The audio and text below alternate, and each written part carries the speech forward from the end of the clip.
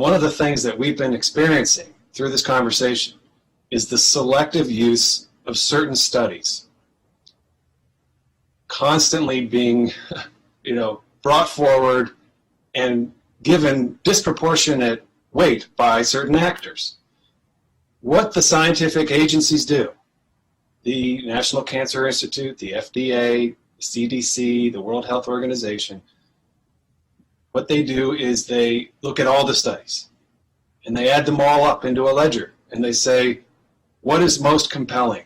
What studies bring the strongest evidence? That is the scientific process here. And there's no real argument among those agencies. They all arrive at the same conclusion. There is an institute based in Bethesda. It's called the National Center for Radiation Safety. It's headquartered in Montgomery County. The scientists there have been working on these issues for decades. I've spoken with them. They are very clear that the radio frequency emissions on one side of the spectrum are a very, very limited risk, and those on another side are very high risk. That's your X-rays and all those other things. But the spectrum kind of breaks in half, and everything on the non-ionizing side has been found over more than 100 years now not to be dangerous. It's the same thing as AM/FM radio. And when radio was started, people said that birds were dropping out of the sky from radio waves. It's our home Wi-Fi. It's non-ionizing radiation. If you believe it's dangerous, you should turn off your Wi-Fi. And honestly, if we really believed it was dangerous, we should ban Wi-Fi. I mean, do we really believe it's dangerous? No. If we did, we would act, So the scientific method, you have to be comfortable with a little bit of more research is needed as a concept.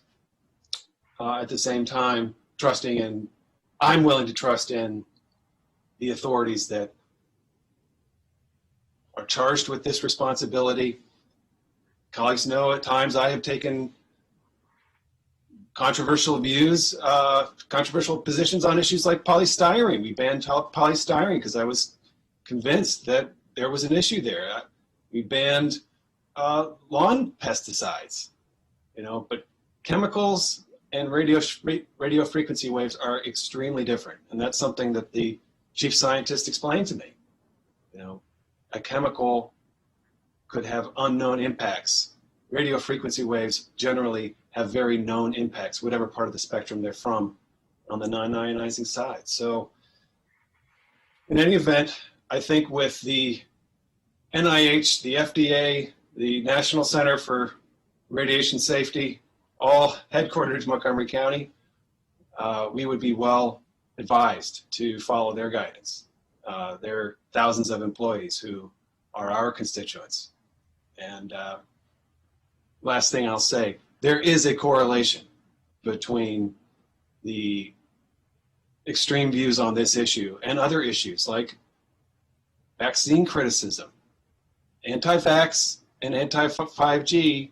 There's common ground there. There are 5G conspiracies about microchips being implanted in vaccines. You've heard about that. This is what our community is being inundated with, day in and day out, with this disinformation. And our job is to sift through it all.